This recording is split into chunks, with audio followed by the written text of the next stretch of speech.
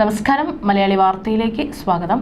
മറ്റൊരു നാഴികക്കല്ല് കൂടി സ്വന്തമാക്കിയിരിക്കുകയാണ് ഇസ്രോ.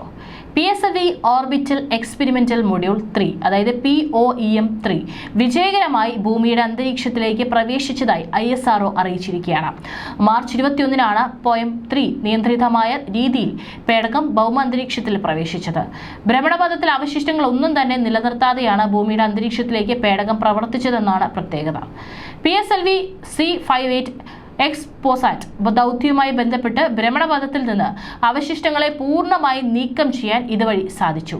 തമോഗർത്തങ്ങളെക്കുറിച്ച് പഠിക്കാൻ ലക്ഷ്യമിട്ടുള്ള എക്സ്പോസാറ്റ് ഉപഗ്രഹത്തെ ഭ്രമണപഥത്തിൽ എത്തിക്കുന്നതിനായാണ് PSLV C58 റോക്കറ്റ് വിക്ഷേപിച്ചത്. റോക്കറ്റിന്റെ അവസാന ഘട്ടത്തിലാണ് POEM 3 ഉൾപ്പെട്ടിരുന്നത്.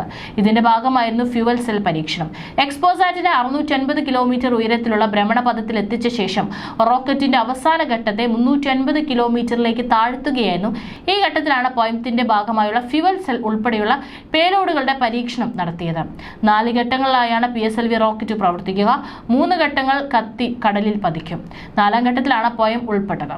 ഹ്രസ്വകാല ബഹിരാകാശ പരീക്ഷണങ്ങൾ നടത്തുന്നതിനുള്ള ചെലവ് കുറഞ്ഞ പ്ലാറ്റ്ഫോമായി POEM പ്രവർത്തിക്കും. അക്കാദമിക്, സ്റ്റാർട്ടപ്പുകൾ, NGOകൾ തുടങ്ങിയവർക്ക് പുതിയ പേലോഡുകൾ പരീക്ഷിക്കുന്നതിന് ഇസ്രോ പുതിയ അവസരമൊരുക്കുകയാണ് ഇതിലൂടെ. അതേസമയം മറ്റൊരു നേട്ടം കൂടെ നമ്മൾ കൈവരിച്ചിരുന്നു. RLVയുടെ 2ാം ലാൻഡിംഗ് പരീക്ഷണവും വിജയകരമായി പൂർത്തിയാക്കി. ISROയുടെ വാർത്തകൾ കഴിഞ്ഞ ദിവസമാണ് പുറത്തു വന്നത്. കർണാടകയിലെ ചിത്രദുർഗയിലെ DRDOയുടെ എയറോനോട്ടിക്കൽ ടെസ്റ്റ് റേഞ്ചിൽ വെച്ചായിരുന്നു ഈ ഒരു പരീക്ഷണം. രാവിലെ 7:10-നാണ് പരീക്ഷണം നടന്നത്. ചിനൂക്ക് ഹെലികോപ്റ്റർ ഉപയോഗിച്ച് 4.5 കിലോമീറ്റർ ഉയരത്തിൽ പേടകത്തെ എത്തിച്ച ശേഷം താഴേക്കിട്ടു. പേടകം സ്വയം ദിശ മാറ്റി ലാൻഡ് ചെയ്തു. പൂർണ്ണമായും തദ്ദേശീയമായി നിർമ്മിച്ചതാണ് പുഷ്പക് വിമാനം.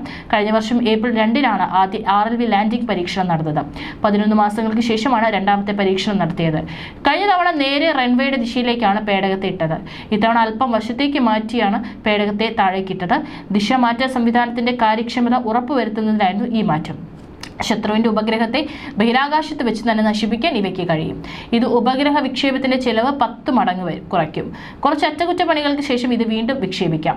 ഉപഗ്രഹം വിക്ഷേപിക്കാം. പുനരുപയോഗിക്കാവുന്ന വിക്ഷേപണ വാഹനത്തിന്റെ ഏറ്റവും പുതിയതും അടുത്തതുമായ പതിപ്പിനൊപ്പം ഇന്ത്യൻ ബഹിരാകാശ സഞ്ചാരികളെയും ബഹിരാകാശത്തേക്ക് അയക്കാം. നിലവിൽ America, Russia, France, China, Japan എന്നീ രാജ്യങ്ങൾ മാത്രമാണ് ഇത്തരം ബഹിരാകാശ വാഹനങ്ങൾ നിർമ്മിക്കുന്നത്.